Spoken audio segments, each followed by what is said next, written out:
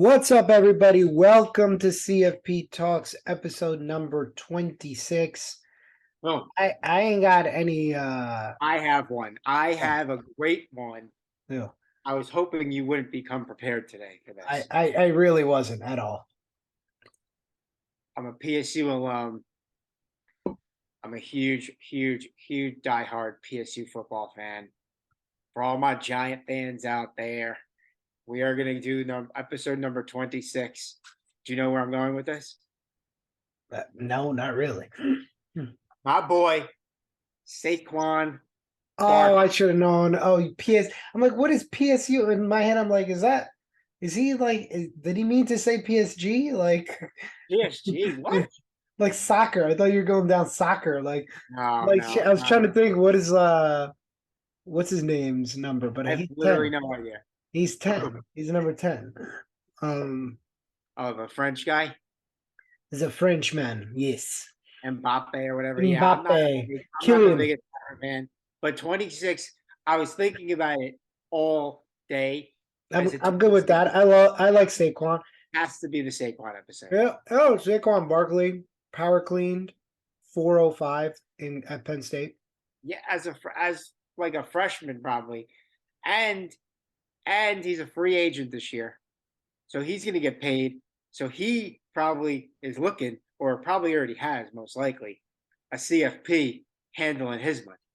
He's probably not working with CFP. He's working one of those like sleazy agents that also manages your money and buys you life insurance, you know. Yeah, I hope not. I hope not. But Dude, that's man, why you gotta go get that business. You gotta be like, yo, Saquon, let me help you. Let me help you, bro. I'm yeah, a CFP. I'm a CFP. I'm CFP, exactly. From Penn State. All right. So let's talk about something important today, which is um, probably a topic that doesn't get a lot of love. I haven't given it a lot of love. We haven't given it a lot of love on the show. Is um, right now we just kind of closed out our March window. We're opening up the July window. We're about 4 months out from the exam. 4 months and a week to be exact. Um, as of this recording, by the time this comes out, you're about 3.5 months out from the exam. Yeah. And the question is, July 11th to the 18th. yeah, This so we're looking about second week of July, right? So yeah. the question is, where do I get started if I'm taking the July exam? And obviously, this applies to any of the exam cycles, but we're going to talk specifically about July. Where do you get started if this is your July exam cycle? And this is a question that everybody asks, whether you're taking a review course, whether you're working with a tutor, whether you're studying on your own. How do I get started? Where do I begin? What are my first couple of steps? Because as you know, David, when you start looking at the CFP material and you're looking at your books, and it is like standing at the bottom of a mountain and looking up, and you're like, holy shit, what did Yeah. I just get myself into? Yeah, exactly. And the one thing that I'm thinking about right now is that as hard as the material is, and it's hard for you guys that are about to start prepping for it in July, or if you're listening to this and maybe you're taking another time, but it's hard. It's very hard. But you can't tackle it properly if you don't set out a plan and a strategy for how you're going to prep for the exam. And that's almost just as important as actually learning the material. So, All right. right now, as you're getting ready, 3, 4 months to start prepping for the July exam, now is a crucial time because this is going to set the tone for what's going to take place the next 3 or 4 months. And we're excited to talk about it right now and give you some Yeah, tips. I like where you started. I like where you started because I want to dive into this actually pretty intensely. When you say starting with a clear cut plan, I think this is where their mistake starts right here. So if you're sitting down, you're thinking about July, setting a plan doesn't mean sitting down for 30 minutes and going estate planning 1 week, investment planning 1 week, GPP 1 week, practice questions 8 weeks. That is not a suffice plan. it is no different than a marathon. If I'm sitting down and running a marathon and say week 1, run, week 2, run, week 3, run. Okay, I've set my grand vision that I need to get out on the road and run, but it's not specific enough. So specificity is of the essence with your plan, because if you're not planning this correctly, I promise you, you're going to run into, on the back end, you're going to run into problems. Yeah, for sure. And it's not just the topics either. It's not just I'm going to do estate planning, then I'm going to do tax planning, and then I'm going to do income planning. It's also, it also could be when you're going to study. Okay, during the week, I'm going to get up and I'm going to study in the morning, and on the weekends, I'll do 8 to 12 or whatever. And then I'm going to take a mock exam in a month from now, and then I'm going to take another benchmark exam. Then it's like you said, adding those specific details on how you're going to go about it, not just saying these are the days that I'm going to study. Right. And these are the topics that I'm going to study. Right. I think you have got to be as specific as possible and bringing it down to the when you're going to cover subtopics as well, but also knowing that I'm going to be covering these topics at these times, but this is my habit. Yeah, exactly. No different than if I'm running, I'm going to run after work every day. And even if that changes throughout the week, as long as your weekly schedule stays the same, that's okay. It's not preferred, but it's okay. It is much more preferable that you kind of start getting into a really good routine of I get up every day, I do the same thing every day, I get to the gym every day, I go and I run on the treadmill, or this is my run, and then on Sunday I do my long run, and it's a similar type of deal here. You have to know when you're studying and what you're studying. And the reason that the specificity is important is because no matter what, no matter how well you plan, something is going to come up. There is 100% probability that something is going to come up. Work is going to get busy. This is happening over and over and over again. I've had 3 students in the last 2 months get COVID while studying for a test, and it knocked them out for a week. Unforeseen, right? There's no way. I mean, we could put it together perfect study plan. You get COVID, what are you gonna do? Right. So we need to have this in place so we know what's going on, because something is gonna come up. So we can, if the more specific that we can be, the more buffer time that we can put in. And you're gonna realize that you think you're starting early 4 months out. You're not starting that early, actually. Yeah, and that's I mean, as we're kind of I mean that it goes in with as you're planning ahead and you're kind of thinking, what your strategy is going to be, and as you're going in to plan the next 4 months, one thing to know is that it sounds like it's a long time. You have about 120 days, 4 months. It goes by very, very, very quick, and before you know it, you're going to be 2 weeks out, and you're going to say, "Holy shit, where did all that time go?" And so don't take this time for granted. Don't take any of these times, these early times for granted, because you're going to get to a point, I can almost guarantee you, where you're going to say, damn, I wish we were back in March. And I was like just starting the process. Right. Now you're a week out, you're in the middle of June, and you're like, shit, I'm 3 weeks out from the exam. That's right. That's absolutely right. All right, now let's start talking about, let's pretend for argument's sake, I've overestimated the test. Okay. And I started being so masterful about my planning. I know when I'm doing my subtopics. I know when I'm practicing my flashcards. I know when I'm have study time and when I have break time. I built in preset breaks for myself. So I'm not going crazy during the exam process. I am building a little bit of breathing room for myself. And that's one of the best benefits of actually sitting down and planning out, is that now it's not a frantic, I study on Tuesday for an hour and then I don't study on Wednesday, but then I study on Thursday for 3 hours, and then I don't study on Friday and Saturday, and then I study on Sunday for 6 hours, but I don't study on Monday. it's too frantic, it's too all over the place, and nobody's ever reached a point of success with a frantic, all over the place study plan. Mhm. It just doesn't work. It never has worked. It has to be a priority. It has to be something that you commit to. Now you've laid this all out. The next step is figuring out, okay, what can I get done inside of a week? So, David, obviously going through the process twice, what happened second time around for you that made it a much more easy process to get through the material? Obviously, it's not an easy process, but it was easier. I mean, I listen, like the first time I took the exam, I was doing this by myself, and I was taking it in the beginning of November, and I started studying in like the middle of September. Okay, so I didn't. It was completely different. I started studying in the middle of September. I was reading like Cliff Notes,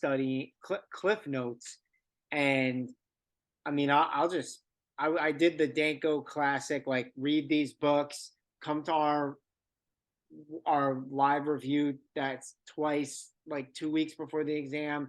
And if you do exactly what Danko says, then you're going to pass. And I know there's people that have used his system and passed, but I think it's probably, at least for me, that was not enough for me. So what was different was definitely setting a schedule early, like now, meaning like 3 months out, and knowing exactly what I was going to be doing each week. I mean, it's everything that we talked about so far.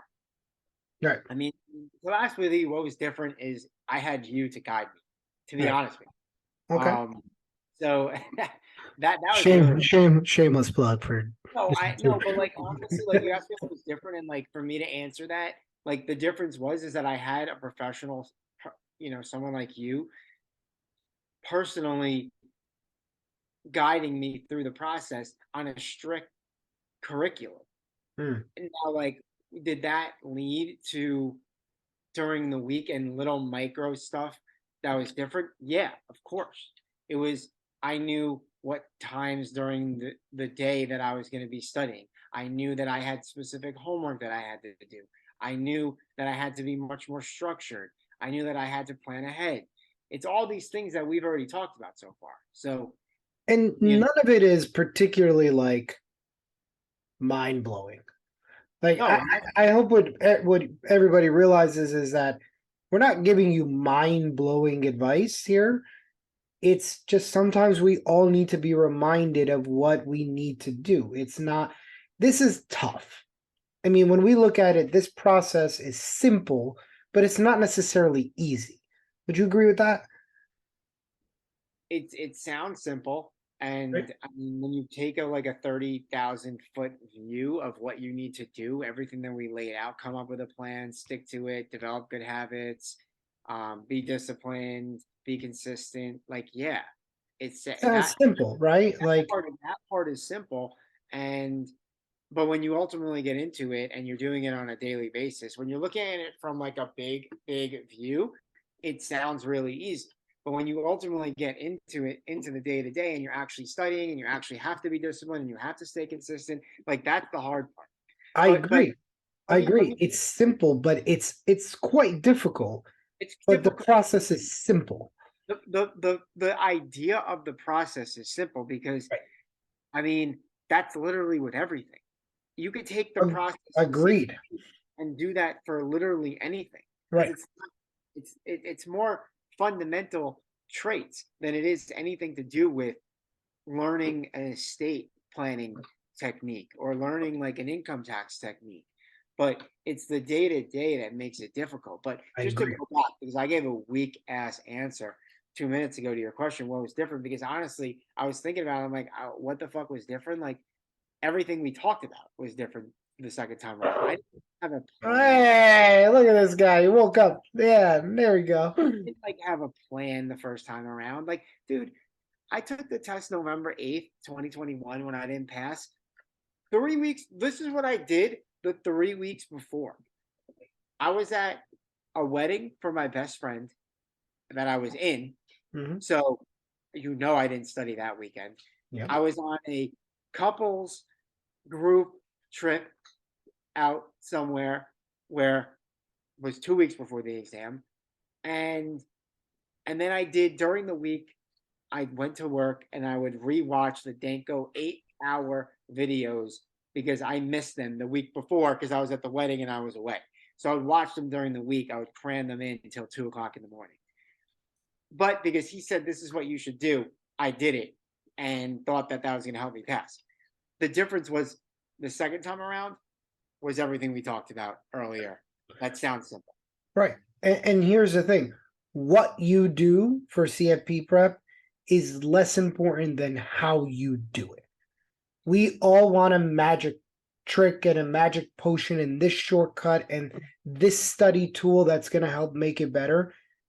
How you're doing it. Like you watch those 8-hour videos, right? When were Yeah, those 8-hour videos supposed to be watched? like a week or two before. Yeah, and when you're cramming it all in, you're not sitting there and taking notes and being diligent. You're just the only thing that you're looking at is the counter on the bottom and hoping that it gets to the end. That's it. If I'm watching an 8-hour video, that's the only thing I'm preoccupied with. Literally, that was literally that.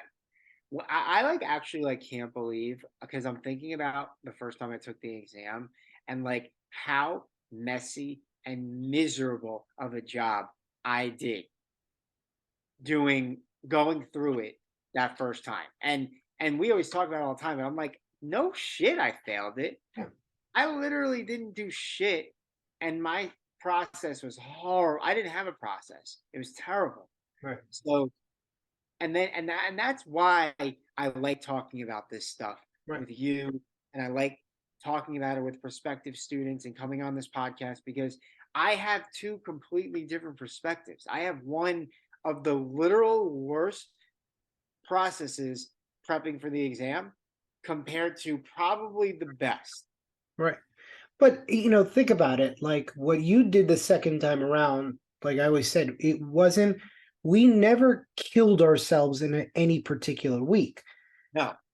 And that was the beauty of it. So when most people are coming to me like, well, I need to get through an entire topic in a week. And I'm like, no, you probably should go. The realistic element of it is that you need 4 to 5 subtopics in a week. And that assumes like if you're studying, that means like, let's say you do 4 or 5, and let's just go on the high end and you do 5. That's one a day. Here it goes. Look at him go. That's one a day.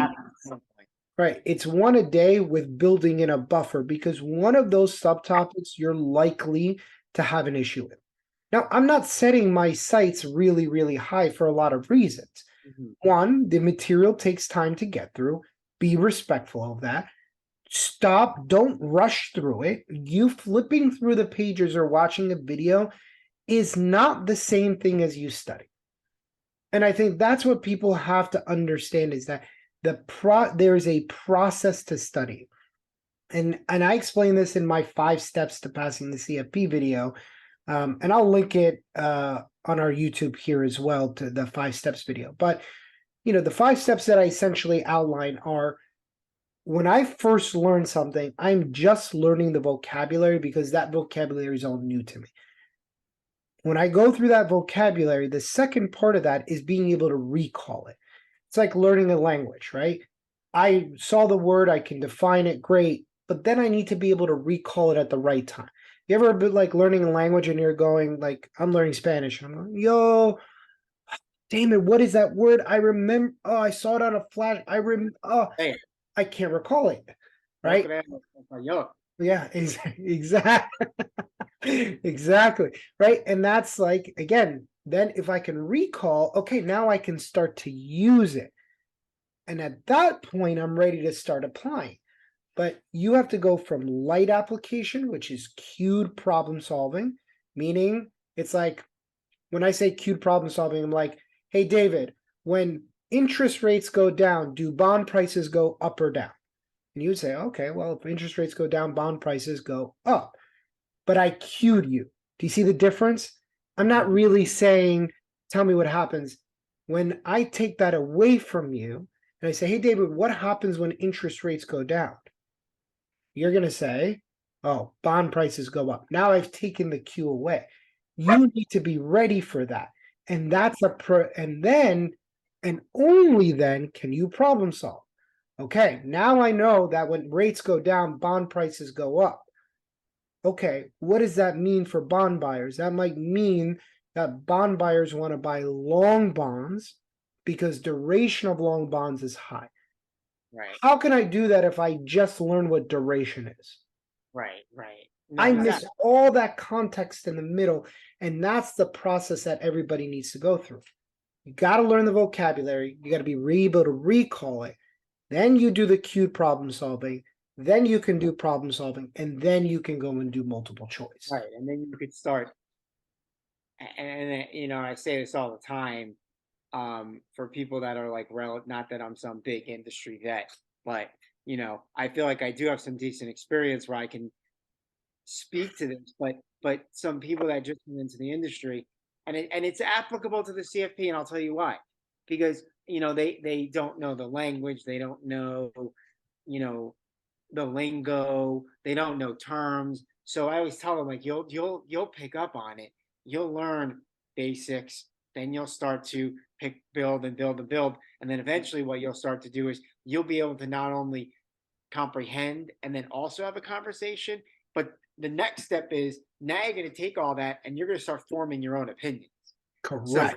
and at this, and I know for the CFP, you're not obviously forming opinions, you're answering questions, but I think um, it's a similar process, and it's a Mm, similar concept of you start very simple. Well, you start with nothing. Then right. you start very simple and you build and you build and you build. And eventually you can answer the questions that are asking you about estate tax and insurance all in the same paragraph.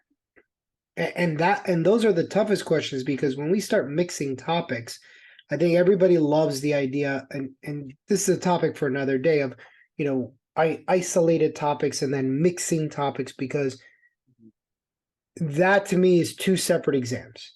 An isolated quiz is very different than taking a mixed quiz that has a lot of different topics that everything is mixed in together. But one last point on this topic before we move to our next topic. The one thing that I can really urge is, and I did this with your group right from the beginning, and if you remember, you specifically were like, is that it? Is that it? Is there any more? What else can I be doing? What else can I be doing? And initially we underplanned and we over-delivered. And I think that everybody as part of their study plan needs to underplan, excuse me, needs to underplan and over-deliver. I know it sounds weird, but it's true. Because all of us write down in a week, we write down 80 things that we want to get done this week. If I ask the same person what they want to get done in the month, they list the same things.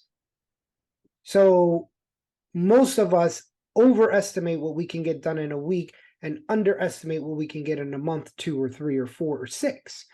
So getting done 5 subtopics a week will get you to 20 subtopics in the month.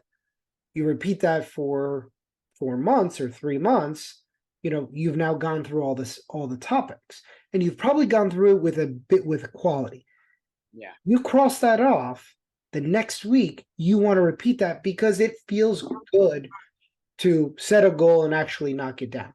You're sitting there and you're probably going to go to yourself, and I know 4 to 5 is not a lot, but I revved you guys up where I said, okay, we're going to start at 4 to 5. Okay, now I feel good. I'm getting it done. Why? Because you're building a habit. Yeah. I wanted you guys getting in the habit of doing it the same thing every day. And then you start to realize, well, wait, now I'm getting a little bit more efficient.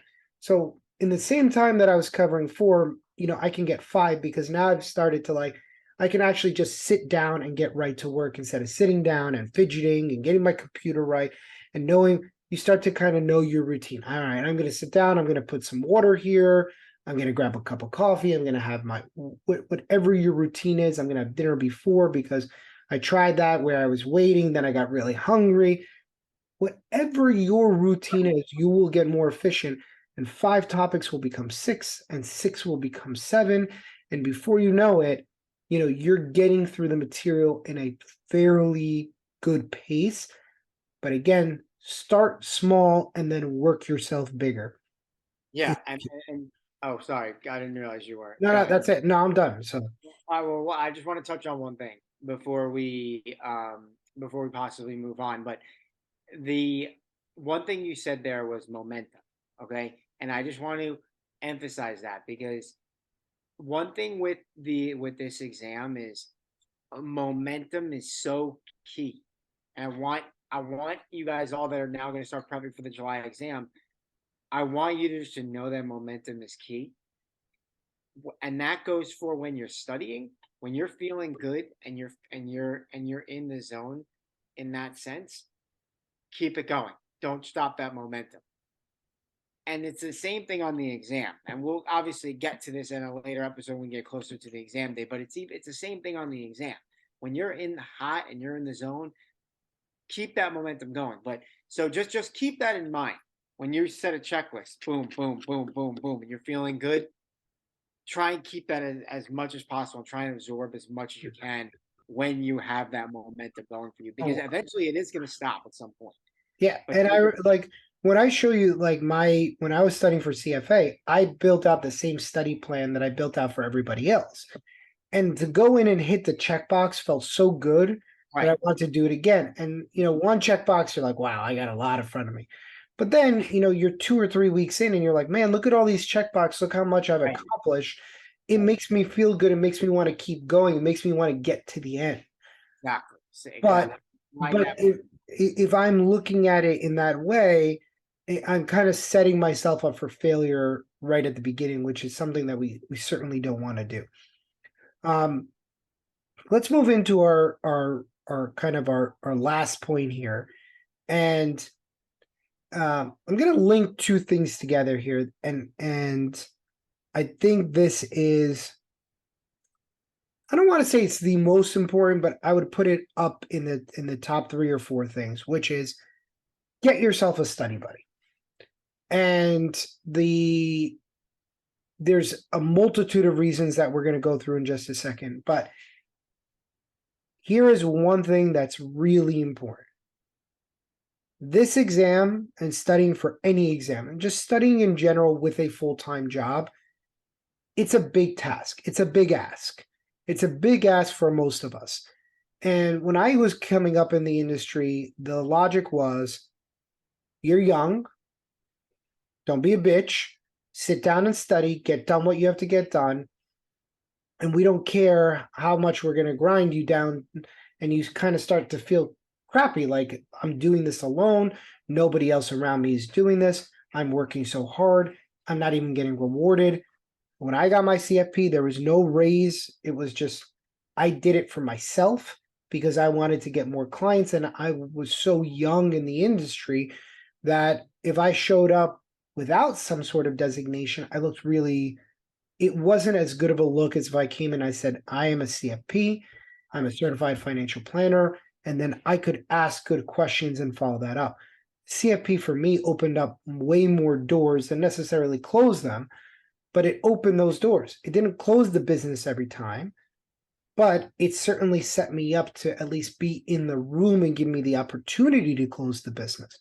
So there's a lot of times where I really, like, some of the people I was going up against were 10, 15, 20 years my senior, but because of my questions that I was asking, I remember guys around the office would pull me on the side and say, man, how do you know all this stuff? And I took my CFP and I took it seriously.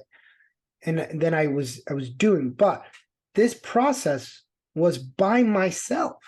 It was grueling. And I think that you can start to get in a really negative mind space.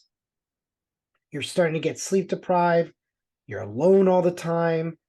I would get major FOMO because I couldn't even stay at my apartment at the time because I had a roommate. And when we would go out 2, 3 nights a week. So I couldn't go out. So I was like, I don't want to even be around the apartment because if I'm around the apartment, I'm going to go out and I'm going to want to go out. So I went and stayed at my mom's house because I knew like there was nothing going. I mean, they did nothing. So it was great. Like, Yeah. dinner was cooked all the time. It was easy. I could get to bed really nice and early. And my mom she's retired. She was retired at the time.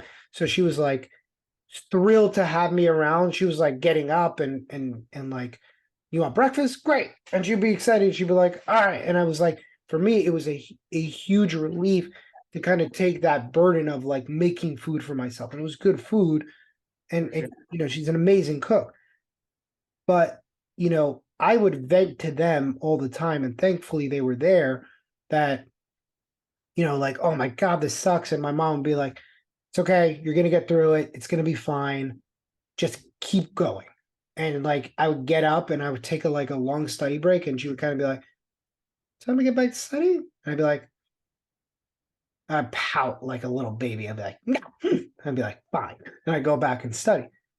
Now, I didn't have a study buddy, but at least having that support Right. where I came home every day and literally, I think I vented for 15 minutes, kind of took me out of that negative cycle. Yeah. When I was studying for CFA with my study buddy, we would literally take the first 10 to 15 minutes to talk about how dumb this test was, why we were doing this, how stupid the process was, how much we hated this process, each other, our lives. Oh my God, I can't wait to have my life back. All I want to do is have a drink. We talk it, and then it just felt better. Okay, I'm suffering, but at least I'm not alone in this process. And I think that for a study buddy, not only are you going to get accountability, not only are they going to push you, not only are they going to force you to study when you don't necessarily feel like studying and you should be studying, but the sheer fact that you have somebody who is exactly in your shoes, and I don't care what other people I don't care what exams they've taken. If they're not taking the CFP, they just don't understand what you're going through. I remember talking to my girlfriend at the time. She just didn't get it. It's not a college exam. It's not the Series 7. It's not any of those exams. If you don't take this level of exam, you just don't get it. So sometimes that gets lost on your significant other. They're going to want to be supportive. They're going to want to help you push. But having somebody that you can talk to who knows exactly what you're feeling is just, there's something just very genuine and beautiful about that because you're like, I'm saying it to you. And when you're nodding your head, I know you truly feel what I'm feeling. That's my point on the study buddy. I mean, I think that's um very I think that's definitely a top three tip that I would give somebody that's Hmm. about to take the exam. And I know it's not like, for me it was easy because we had literally had built-in friends Yes. from the cohort that we automatically were going to study with. So like, we formed our own sessions outside of just you. We did stuff together, and I moved to our own study sessions on the weekends and stuff. But that was easy. And I know like a lot of people that take the exam, they're like a colleague maybe taking it with them or a friend in the industry. So it's easy to go through with them. Some people it's not as easy to just, hey, I know somebody so that's taking the exam. One suggestion that I'll give you is on the CFP board website, there's a forum, okay?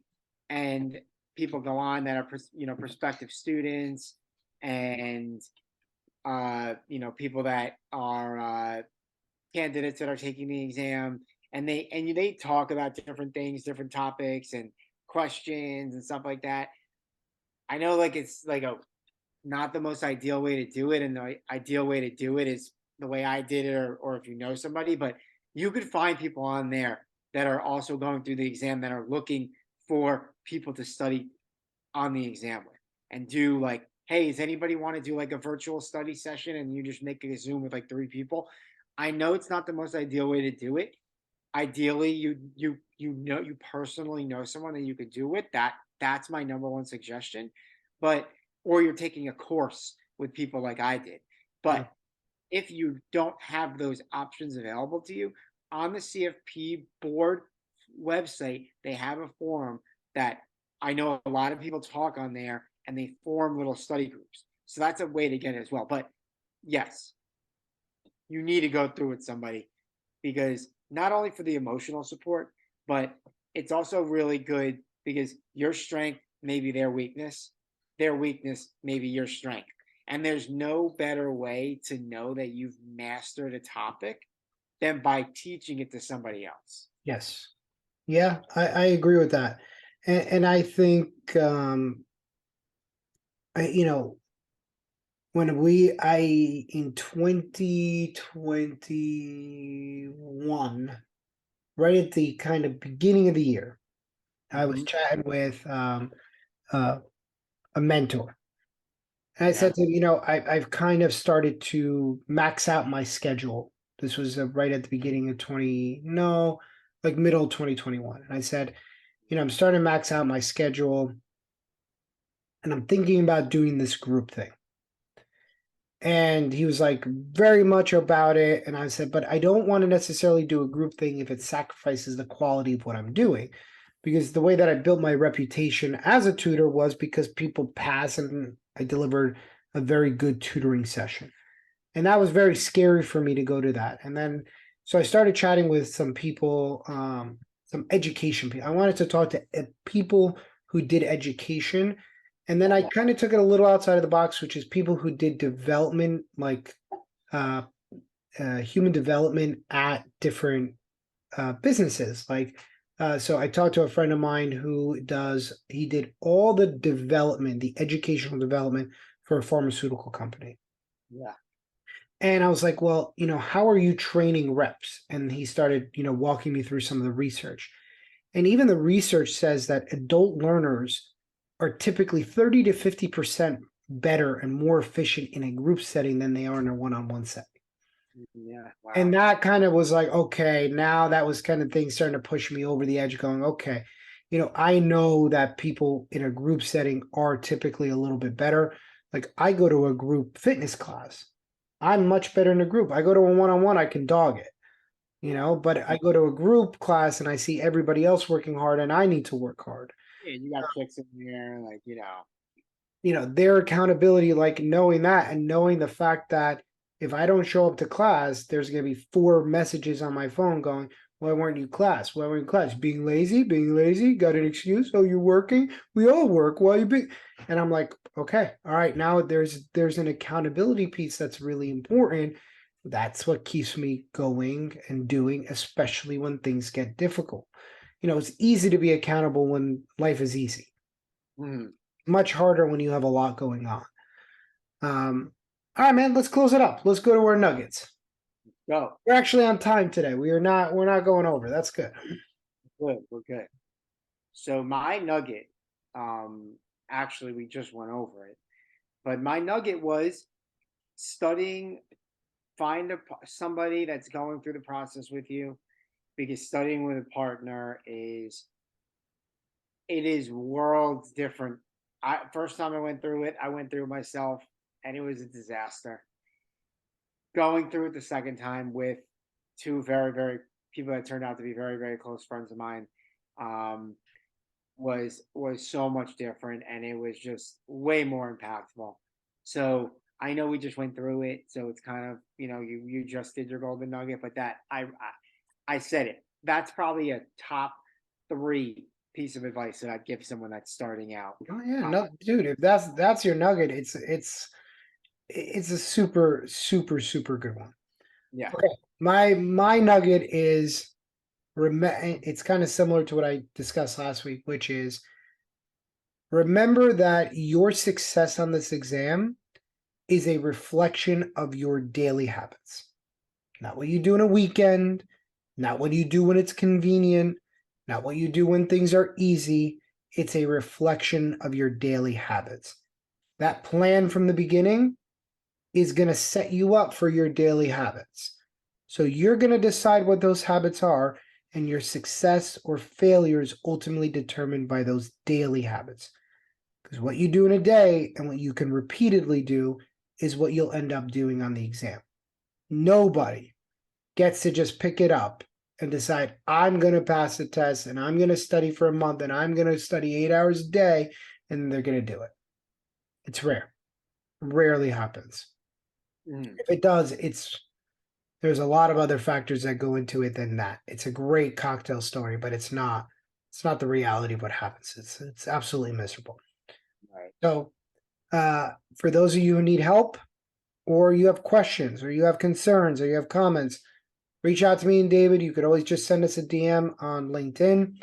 You could always reach us via email, and we will see you guys next week.